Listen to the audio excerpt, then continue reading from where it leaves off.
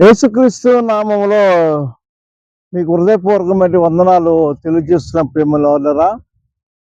ఈరోజు దేవుడు మరొక మాట సెలవిచ్చున్నాడు. బంగారు మాట, వజ్రం కన్నా మంచి మాట. ఈ మాట సర్వసాధారణంగా ఎవరు అనలేని మాట. ఏమిటి ఆ మాట అంటే, బైబిల్లో ఉన్న మాట ఏంటంటే, నా యొద్దకు వచ్చిన వాడిని నేను ఎంత మాత్రమును కూడా బయటికి త్రోసివేయను అనే మాట దేవుడు సెలవిచ్చిన ప్రియమైన వాళ్ళరా. అంటే నువ్వు ఎటువంటి పరిస్థితుల్లో ఉన్నా, నువ్వు ఎలాంటి పాపమైనా సరే, నువ్వు ఎలాంటి ఘోరమైన పరిస్థితులు ఉన్నప్పుడు కూడా దేవుడు నిన్ను ప్రేమిస్తున్న ప్రియమైన వాళ్ళరా. ఎందుకంటే ఆయన నిన్ను నన్ను ప్రేమించడానికి, ప్రేమించి పూర్తి ఉండేవాడు కాదు ఆయన.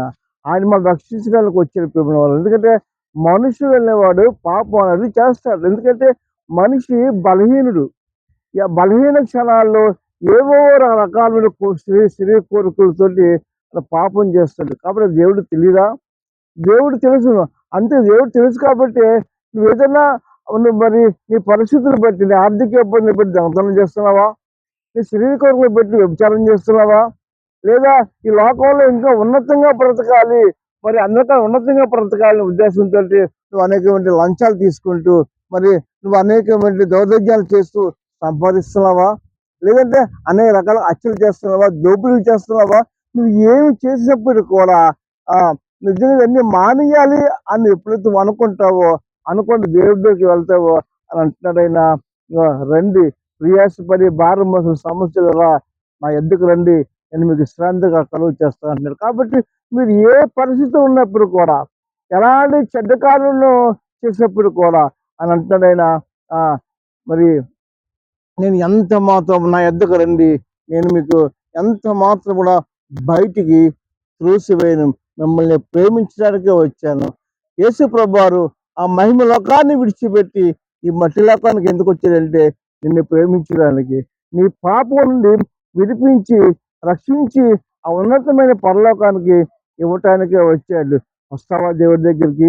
ఇది మత పుస్తకం కాదండి, దేవుడి దగ్గరికి వెళ్ళడానికి మంచి మార్గ పుస్తకము. కాబట్టి ఇటువంటి నిజంగా మరి ఇటువంటి మంచి దేవుని మనం కలిగి ఉన్నందుకు మనంతో ధన్యులము. ఎందుకంటే ఆయన అంటున్నాడు, నా యొద్దకు వచ్చిన వాడిని నేను ఎంత మాత్రం కూడా నేను బయటికి త్రోసివేయను. రండి ప్రేమని వాళ్ళరా, ఈ పాపాన్ని విడిచిపెట్టి నా దగ్గర రండి. ఒకవేళ మీ పాపం విడిచిపెట్టలేకపోతున్నారా, ఒక్కసారి ప్రార్థన చేయండి. నిజంగా నేను ఈ పాపాన్ని విడిచిపెడుతున్నాను, ఇక్కడ నేను చేయను, పశ్చాత్తాపం ఎప్పుడైతే మీరు ప్రార్థన చేస్తారో ఆయన క్షమించడానికి, మీ పాపాలు క్షమించడానికి ఆయన సిద్ధంగా ఉన్నారు. ప్రార్థించడానికి మీరు సిద్ధంగా ఉన్నారా? సిద్ధంగా ఉంటే రండి, యేసుప్రభు ఒకసారి రండి, రుచి చూడండి. మేము రుచి చూసాం, ఆయన ప్రేమ రుచి చూసాం, ఆయన కనకాయం రుచి చూసాం. ఆ వెలుగులో మేమున్నాం. ఆ వెలుగులోకి వస్తావా ప్రియమైన కుమార్తెలారా, ప్రియమైన కుమారుడా, ప్రియమైన కుటుంబస్తులారా? రండి ఆయన దగ్గరికి ఒకసారి వచ్చి ఆయన్ని పరీక్షించండి. ప్రభా, నిజదేవుడి వాటి కదా, మేము పాపంతో ఉన్నాము, ఈ పనులు చేసాము, మమ్మల్ని క్షమిస్తావు అంటే ఆయన క్షమించడానికి సిద్ధంగా ఉన్నాడు. నువ్వు రావడానికి సిద్ధంగా ఉన్నావా? ఒకసారి ఆలోచన చేసుకో. అటువంటి కృప, అటువంటి దీవెన మీకు అందరికీ దేవుడు దయచేయను గాక. ఆమేన్.